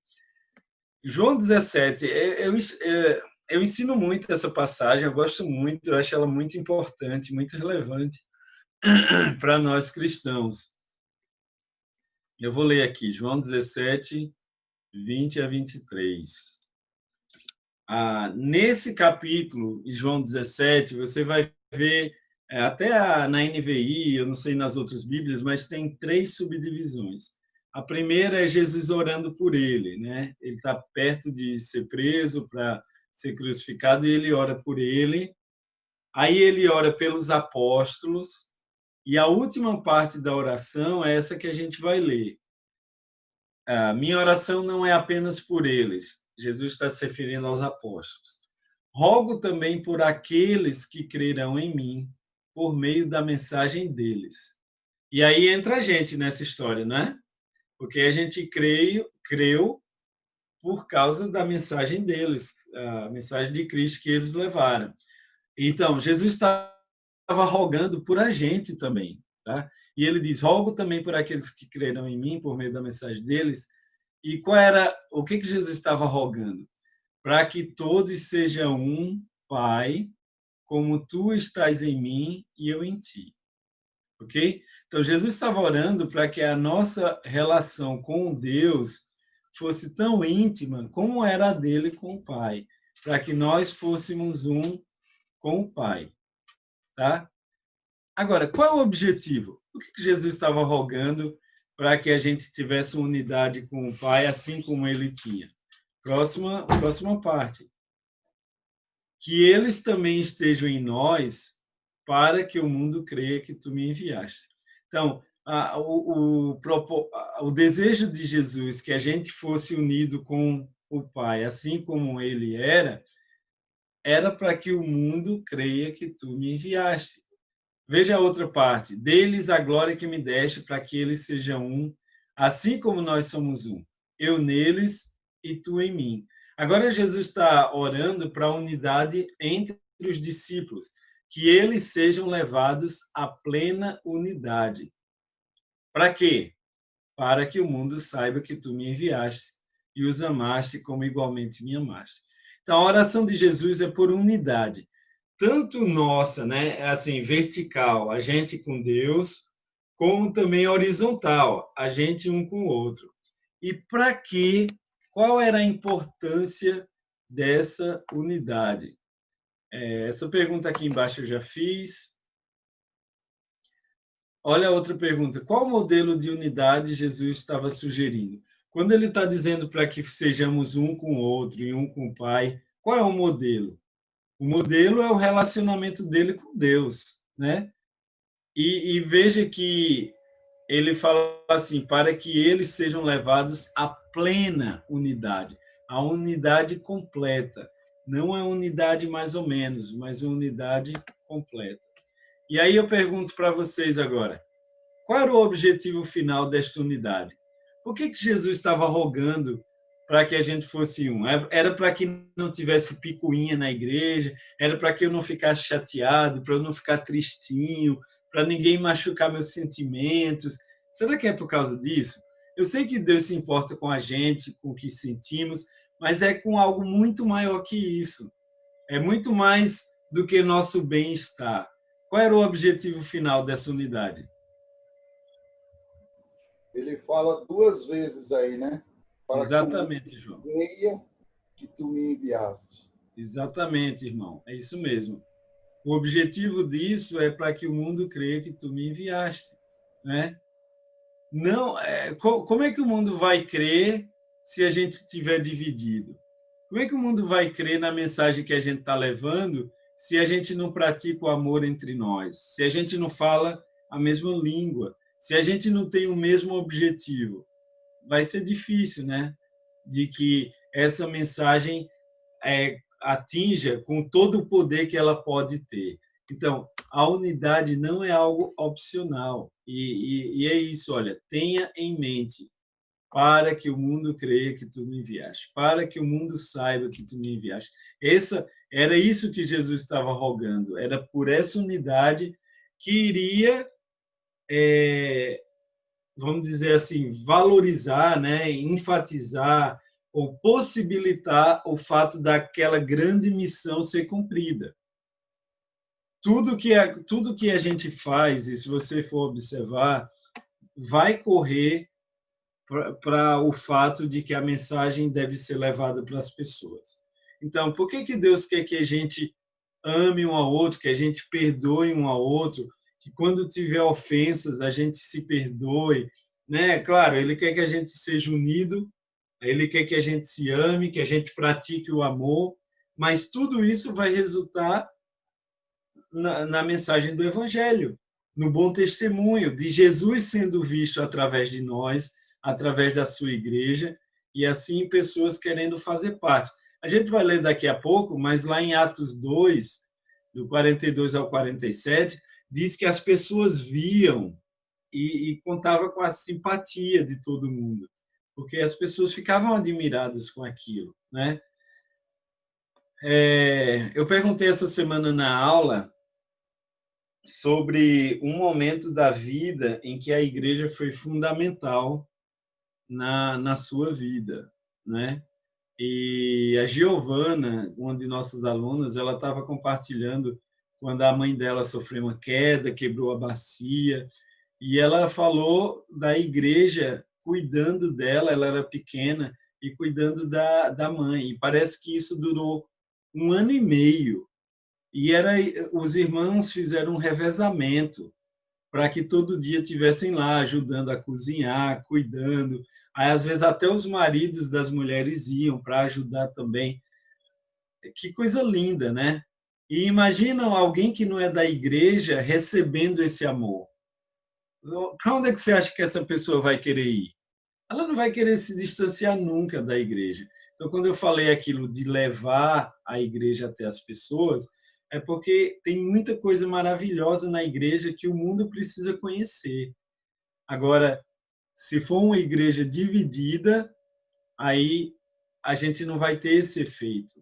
Não vai atingir como pode ser atingido. No lugar da gente estar se concentrando no anúncio do evangelho, a gente está guerreando aqui entre nós. A gente está perdendo tempo, discutindo por besteira, né? E isso atrapalha, com certeza, a missão. Falta de unidade não é ou não deveria ser aceitável na Igreja de Cristo. Concordam? Irmãos, Paulo fala em 1 Coríntios 1:10. Irmãos, em nome do nosso Senhor Jesus Cristo, suplico, até parecido com o que Jesus falou, né? Como eu rogo a todos vocês que concordem uns com os outros no que falam, para que não haja divisão entre vocês, e sim que todos estejam unidos num só pensamento e num só parecer. Depois ele vai dizer, né, que alguns estavam dizendo, eu sou de Paulo, eu sou de Apolo, e aí ele diz, quem foi que morreu na cruz? Foi Cristo, só por ele. Então, a gente tem que estar unido nele, na sua mensagem, nos seus ensinamentos, no seu propósito de levar a salvação, esperando que todos se arrependam. Lembra que a gente viu ontem que a igreja é uma igreja acolhedora, é uma igreja que aceita todo tipo de pessoa, né? basta com que elas reconheçam o senhorio de Cristo e queiram entregar a vida a Ele. Então, mas Paulo está rogando aqui para que os irmãos em Corinto concordassem no que falam, que eles tivessem a mesma visão, o mesmo propósito, para que não houvesse divisões entre eles. O que é estar unido num só pensamento e num só parecer? A gente sabe que não é preferência pessoal, não é gosto pessoal, mas é estar sendo um em Cristo, não em grupos de pessoas, não buscando, né, exaltar um, exaltar o outro. Se a gente estiver em Cristo, a gente vai ter o mesmo pensamento e um só parecer. Assim, não sei se já aconteceu, mas seria estranho numa reunião de igreja. Vamos fazer o planejamento para 2021. E aí alguém levanta, vamos fazer um trabalho evangelístico. E alguém levanta e diz, não, a gente não deve evangelizar esse ano. E ia ser difícil essa reunião, né? Ia ser difícil essa reunião. Porque a gente pode pensar assim, a gente concorda que a gente deve evangelizar. Eu, Ranieri, acho que a gente deve usar um carro de som anunciando aí versículos evangelísticos que pode tocar no coração de alguém. O Barbosa, não, que é isso, vamos fazer uma escola da Bíblia, porque aí na escola da Bíblia pode estudar mais profundamente. Aí o Ronaldo disse, pessoal, não, vamos investir no evangelismo porta em porta. A gente pode estar num só pensamento e num só parecer, diante desse exemplo que eu estou dizendo. Porque todos nós estamos entendendo a importância de evangelizar, né? De levar o evangelho. Agora, talvez a gente está pensando em métodos diferentes. Isso não nos faz estar em pensamentos diferentes, tá? Agora, se eu dissesse assim, então, quando a gente estiver estudando sobre batismo, né? Aí alguém diz, mas eu estava estudando direitinho e eu não acho que a gente deve dizer ou ensinar que o batismo é necessário para a salvação, porque acaba dificultando. Olha a logística, a gente tem que arrumar um rio, uma piscina. Não é mais fácil a pessoa só levanta a mão, aí a gente tem um problema, né? Aí a gente teria um problema de doutrina, e isso é sério. E a gente vai ver que isso é uma das coisas que causa divisão, né? Então, a gente precisa estar falando a mesma língua em relação ao evangelho, à vontade de Deus. Todos unidos num só pensamento, de exaltar Deus, de colocar Cristo em primeiro lugar, não homens, voltado para isso. Agora, algumas vezes a gente quer a mesma coisa, mas pensa em fazer de formas diferentes. E ok, se não ferir a sã doutrina, né? Obviamente. Ok, deixa eu passar um pouquinho aqui. Qual é a atitude que os membros precisam ter para que a unidade seja preservada? Qual é a atitude que nós temos que ter para que a gente não perca a unidade do corpo?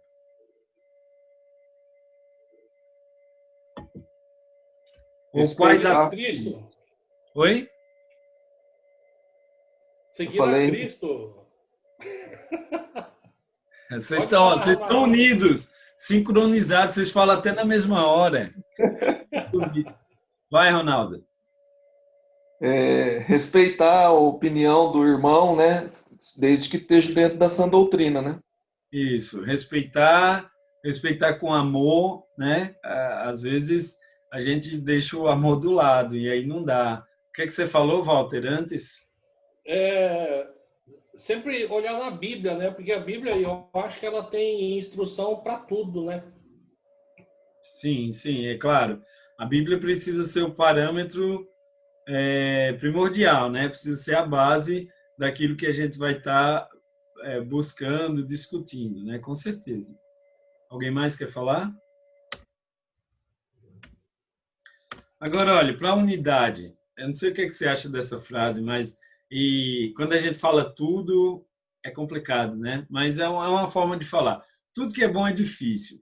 Você pode ver que as grandes conquistas, elas não acontecem de uma forma fácil, né? Se você tem uma meta na sua vida profissional, você vai ralar, vai trabalhar, vai passar anos, e aí quando você conquista, você diz valeu a pena, mas foi difícil. as coisas grandes, importantes, elas não acontecem de uma hora para outra. Eu estava dando uma aula de casais, para casais, que o Rodrigo, vocês devem conhecer, organiza, aquele Bíblia e Pipoca, né? Vocês devem conhecer.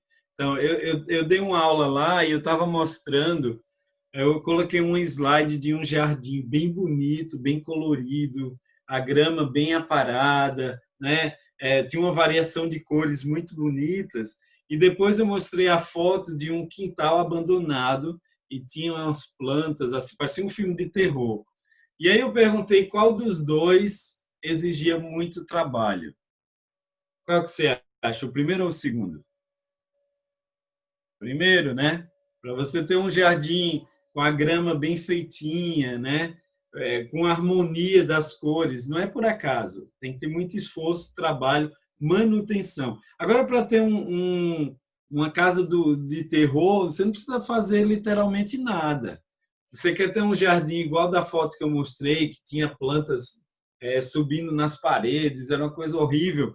Sabe o que você precisa fazer? Nada. Você só abandona. Para conseguir a unidade no corpo, não é fácil. Para que haja harmonia na família, não é fácil. Para que as diferenças pessoais fiquem abaixo e Cristo fique em cima, também é esforço, porque tem o nosso eu querendo surgir, né? E aí a coisa complica. Olha o que Efésios 4:3 Paulo diz. Façam todo o esforço para conservar a unidade do Espírito pelo vínculo da paz. Se você ler antes, ele vai falar de humildade, ele vai falar, né? Vamos ver aqui. Não sei onde é que eu coloquei minha Bíblia. Efésios 4.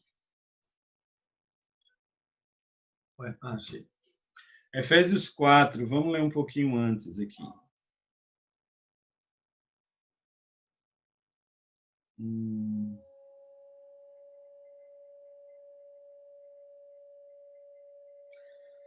Ok, o que tem aí é o 3, né? Façam todo o esforço. Só que veja o que ele fala no versículo 2. Sejam completamente humildes, dóceis, pacientes, suportando uns aos outros com amor. Só precisa balançar a cabeça aí. É fácil viver, e eu não estou dizendo assim, ter um dia de humildade, não, tá? Eu estou falando, é fácil viver, porque ele diz, vivam, né? Sejam, não é estejam, sejam completamente humildes. É fácil ser completamente humilde o tempo todo? É fácil ser manso, ser dócil? É fácil ser paciente o tempo todo? Sejam. E suportar os outros? Agora, ó, eu até falei na aula, não é suportar sendo insuportável, não. Às vezes a gente suporta sendo insuportável, né? Suportando aos outros com amor. Com amor. E, ó, eu já escutei umas aulas aí dizendo que esse suportar é no sentido de apoiar, suporte de TV. Não é isso não, viu? No grego, esse suportar é o suportar de tolerar mesmo.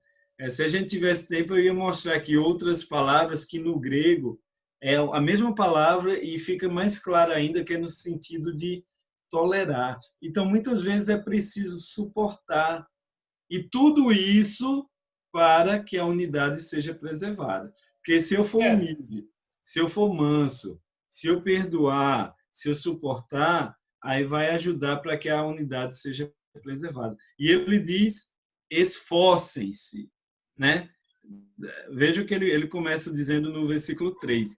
Façam todo o esforço. Então, a unidade precisa ser preservada. Eu vou deixar, Walter, só um momento. A unidade precisa ser preservada, mas ela não vai acontecer por acaso, tá? Não é assim, os irmãos estão lá reunidos, vivendo juntos, e isso vai acontecer. Precisa de um querer, precisa ter um esforço para que isso não só aconteça, mas seja preservado, seja mantido. Oi, Walter. Mas eu suportando, no grego, eu estou servindo de suporte também, né? Estou suportando desta maneira também, né? Você indiretamente está apoiando, mas eu só estou dizendo que esse verbo aí é no sentido mesmo de tolerar, de ter uma dificuldade e, tipo, eu não abrir mão do meu membro, não arrancá-lo, sabe? Mas de realmente lidar com aquela situação. E É engolir trabalhar. sapo. É engolir sapo. Talvez algumas vezes vai ser engolir sapo, algumas vezes vai ser cuspir o sapinho com amor, né? Porque às vezes a gente às vezes a gente deve engolir, ficar calado e dizer tudo bem. Algumas vezes a gente precisa falar, porque o irmão precisa escutar, mas precisa ser com amor, precisa ser com palavras temperadas com sal, né? Precisa ter sabedoria nas palavras. Então, todo esse, só de falando isso já dá trabalho, né? Se você pensar assim, confrontar o irmão, rapaz, não é uma coisa fácil. Agora, confrontar de qualquer jeito é fácil, solta os cachorros, é fácil. Agora, confrontar com amor, visando a reconciliação, visando a unidade, você precisa orar antes, passa dias orando antes, conversa, pede ajuda dele. É um processo, e é esse exemplo que eu estou dando do jardim, que para ficar bonito e florido, precisa ter cuidado, esforço, manutenção, tá? Senão vai ficar uma coisa feia. Deixa eu ver aqui. Ok, quando estamos andando de acordo com o Espírito, somos unidos na mesma disposição mental. O que pode quebrar a unidade? Veja o que Paulo fala em Romanos 16, 17. Essa é uma das coisas, mas é uma coisa importante. Recomendo-lhes, irmãos, que tomem cuidado com aqueles que causam divisões e colocam obstáculos ao ensino que vocês têm recebido. Afastem-se deles. Então, a sã doutrina precisa ser preservada a qualquer custo. Quando Paulo escreve para Tito, quando Tito está em Creta, tinha gente ensinando um monte de besteira lá, fábulas judaicas e não sei o quê. E sabe, Paulo diz para Tito, silencie, não deixe que eles fiquem falando isso. Paulo fala para Tito lá no capítulo 1 que famílias estão sendo destruídas. Então, a unidade da igreja precisa ser preservada, é verdade. Mas isso não quer dizer que a gente tem que tolerar qualquer coisa, não, certo? Muito mais se a gente está falando de falsos ensinos ou de ensinos errados. Então, se eu começo a ensinar alguma coisa que não está na Bíblia, vocês não têm que ficar com medo de, o bichinho, o que é que ele vai... Não, vocês precisam me corrigir com amor, né? Mas não tem que me calar, não pode deixar eu ensinar algo que não está na Bíblia. Porque a unidade da igreja é algo sagrado, que precisa ser preservado e mantido, né? Nosso alvo, ter uma mente e um só coração. Atos 4:32, Lucas diz que da multidão dos que creram, uma era a mente e um coração. Essa frase nos ajuda a entender o que vem depois. Veja o que vem depois. Ninguém considerava unicamente sua coisa alguma que possuísse, mas compartilhavam tudo o que tinha. Olha, o mundo diz que amigo, negócio à parte, né? É tipo, eu posso ser seu amigo de longa data, mas se envolver dinheiro é outra história, né? Não é isso que o mundo ensina? Aqui a gente via pessoas que tinham posses vendendo suas propriedades para ajudar aqueles que estavam passando por necessidade. Como é que pode? Como é que isso é possível? Bem, o começo do versículo 32 explica. Porque eles tinham uma só mente e um só coração. Eles pensavam igual, eles tinham a mesma vida, eles estavam compartilhando do mesmo corpo.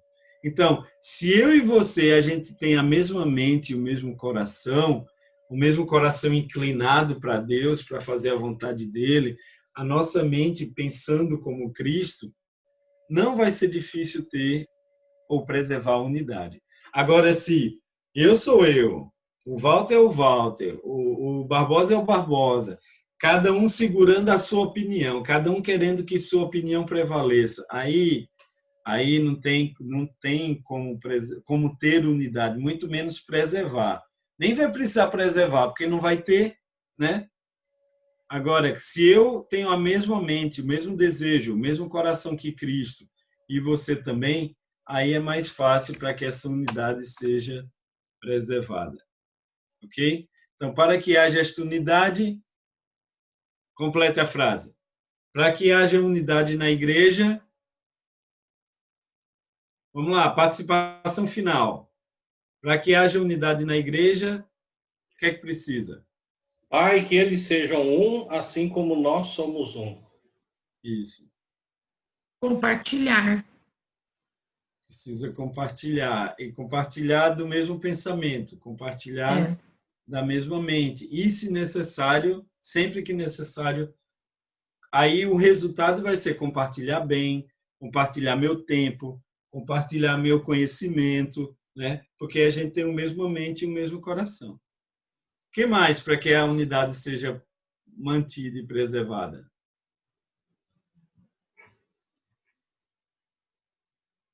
Talvez o que você já falou, né? Tem que ter aí a mansidão, né? De Efésios capítulo 4, versículo 2. Isso, humildade, mansidão, suportar, não é? Isso mesmo. Bem, gente, é mais fácil falar do que praticar, não é? Mas a gente não foi chamado para ser teóricos, né? A gente foi chamado para praticar o que a gente aprende. Então, eu espero que a igreja em Mangabeira, aqui em João Pessoa, espero que a igreja em Campinas ande cada vez mais na direção do propósito para que a gente foi criado, que é de levar o evangelho para o perdido. Às vezes a gente pensa que a igreja existe... aquele primeiro slide lá, tinha lá, adorar, evangelizar e cuidar um do outro. Com certeza é plano de Deus que na igreja a gente cuide um do outro. A gente leu Efésios capítulo 4. Nesse capítulo 4, quando fala que há um só corpo, uma só fé, um só batismo, um pouquinho mais abaixo, ele vai dizer que temos diferentes dons para que o corpo cresça em harmonia. A gente estudou isso ontem, né? Então, esse plano de Deus perfeito da igreja, de um cuidar do outro, é maravilhoso, tá? Agora, por que Deus quer que o corpo seja saudável? Por que o corpo precisa ser saudável? Para cumprir sua missão, para cumprir o seu propósito, né? E aí, à medida que pessoas vão entrando no corpo, elas devem entrando nesse ritmo de entender que um coopera com o outro e o resultado final é a oração de Jesus, para que o mundo creia que tu me enviaste. Então, vou dar uma razão, uma motivação para que a gente não crie casos na igreja, para que a gente não atrapalhe a unidade. Uma razão bem simples, bem clara e bem óbvia, é porque é da vontade de Deus, certo? E como a gente pertence a Ele, a gente tem que se submeter. Se o nosso eu fala mais, sabe, alguém falou aí engolir sapo. Se você é uma pessoa que não leva desaforo para casa, né, não tem essa expressão, né? Não leva desaforo para casa, por causa de Cristo você precisa levar, se for necessário. Você sempre dá a última palavra. Eu sou a pessoa que dá sempre a última palavra. Mas se for necessário por Cristo, você baixa a cabeça. Não é para ser assim, a gente pertence a Ele, né? Eu não sei se eu já falei aqui, mas eu já vi, né, também, não vou contar o lugar, nem nome, nem nada, mas vi dois irmãos, dois homens, quase tendo uma briga de murro, de soco. A gente estava lá organizando ia ter um almoço de confraternização da igreja e a gente estava assando uns frangos lá. Ia ter aqui no Nordeste a gente chama galeto, ia ter uns galetos lá, né? E aí, um irmão, a gente estava montando a churrasqueira e um queria que ficasse no lado direito do prédio, da entrada, e outro queria que ficasse do lado esquerdo. Essa era o contexto, tá? E eles começaram a discutir e quase teve soco, um irmão dando soco no outro. Claro que a razão não era o galeto. Claro que a razão não era o churrasco. Não era. Eram coisas por trás disso. Tinha, talvez, egoísmo, orgulho, né? Talvez situações mal resolvidas ou pecados que não foram perdoados e, mais cedo ou mais tarde, isso iria aflorar, seja no churrasco ou ia ser em outra ocasião. Então, eu estou dando esse exemplo para mostrar que quando Ranieri está grande, quando Ranieri prevalece, quando meu orgulho, quando o que eu quero tem que ser do meu jeito, aí é muito, muito difícil preservar a unidade. O orgulho é o contrário do que a gente leu lá em Efésios 4:2, mansidão, humildade, né? Tolerar. Então, só que a gente só vai praticar, só vai exercer isso se a gente deixar Cristo tomar conta da nossa vida, porque senão vai ser eu, do meu jeito, do jeito que eu quero. E como a gente já viu muitas vezes durante essa semana, a gente entregou a vida a Ele, a gente viu que a salvação foi comprada por um alto preço, preço de sangue, Ele perdoou nossos pecados, a gente aceitou o sacrifício dele e entregou a vida a Ele. Então, deixa com Ele. Porque às vezes a gente entrega a vida a Ele e de vez em quando a gente quer tomar de volta. Mas não, a vida é dele, pertence a Ele e a gente precisa se submeter à sua vontade. E se a gente fizer isso, a gente vai viver em harmonia, a gente vai viver em unidade. E se a gente viver em unidade, a gente vai cumprir a missão que Deus nos deu como igreja. Então, era isso que tinha para trazer para vocês hoje. Espero que você tenha aproveitado. Se você tiver Barbosa, pessoal, aí tem meu e-mail, tem meu número de WhatsApp, quiser entrar em contato, fazer pergunta ou qualquer coisa, por favor, fiquem à vontade. Eu falei no início sobre a avaliação, né? O meu desejo inicial era que no final de cada aula a gente tirasse um tempo para responder um questionário. Mas aí eu mudei de ideia para que a gente não perdesse mais tempo ainda você fazendo durante a aula. Então, eu disse para a Luísa, para o pessoal que estava aí no início, que amanhã até meio-dia eu vou colocar tanto no Google Classroom, no sala de aula, quanto eu posso mandar pelo WhatsApp também, se for para simplificar, e vocês têm até o próximo sábado para mandar para mim. Tá bom? Agora, olha, a misericórdia vai estar nas perguntas, vão ser perguntas bem fáceis. É só você olhar as suas anotações, os slides que a gente viu. A misericórdia vai estar aí. Agora, a justiça vai estar no fato de que eu só aceito até o próximo sábado, tá bom? Eu não vou aceitar depois do sábado. Tem uma semana. Não vai fazer igual os alunos do AME, não, tá certo? Que aí facilita, aí vai, né? Não vai. Vai ser a justiça agora. Então, a misericórdia vai estar nas perguntas, tá bom? E não vai ser assim, você vai olhar as perguntas e vai dizer misericórdia. Não, vai ser misericórdia no sentido que vai estar fácil, tá? Vai estar tranquilo. Aí você responde e manda até o sábado. Tá? Você quer falar, Barbosa? Pessoal, não é nada disso que ele está falando, não. Misericórdia, viu? Você viu o tratamento que ele tem com o AME? Imagina, é professor. Não vai ter moleza, não. Não tem hérnia nele. Mas o pessoal do AME, eles só estudam. Eles estão lá, não tem outra coisa para fazer. Vocês, eu sei que tem, né? Tá então, bom, eles não têm desculpa, não. Vocês têm. Só não tem desculpa quem é aposentado, mas o restante... Não, tô brincando, tô brincando. Ok, gente. Então, vê só. Vou mandar amanhã até meio-dia, tá bom? E vocês têm uma semana. Qualquer dúvida também sobre alguma pergunta, alguma coisa, é só entrar em contato. E agradecer mais uma vez pela oportunidade. Espero, se Deus permitir, né? E se eu for convidado para ensinar aí em Campinas, espero estar no ano que vem aí e dar presencialmente, né?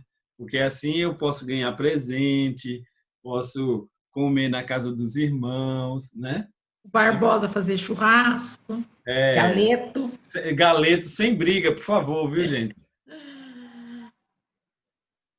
Então, a gente termina com oração. Quem poderia fazer uma oração final para a gente terminar?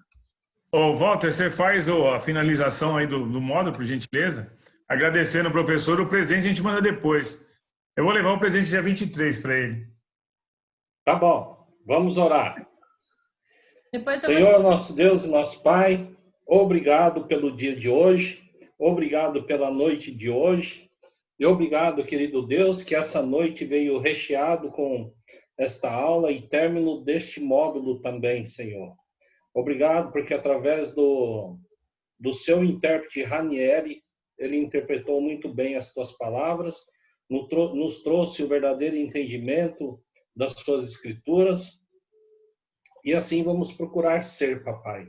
Sermos um como o Senhor e o teu Filho Jesus são um, assim como os primeiros cristãos também eram, quando eles não tinham nada em comum, mas tudo era dividido. Aliás, eles não tinham nada deles, mas tinham tudo em comum, quando tudo era dividido entre eles. Que possamos chegar, querido Deus, todos a este entendimento, sabendo, querido Deus, que o Senhor quer a unidade na tua igreja. Obrigado, papai, por todos esses alunos que estão estudando a tua palavra, porque através dela temos o nosso crescimento espiritual, nos tornamos melhor como pai, mãe, filho, filha, como pessoas de uma maneira geral. Te agradecemos, Senhor, no nome de Jesus. Amém. Amém. Obrigado. Vamos tirar um retrato. Obrigado, Ranieri. Obrigado, eu. Estou lendo aqui as mensagens. Obrigado pelas orações, por mim, por minha família. tirar uma foto. Tirar um retrato aí, faz um sorriso. Natural ou forçado? Pode ser. Agora é natural. Agora é natural. Pronto. Okay. Somos um no Espírito e um no Senhor. Somos um no Espírito e um no Senhor.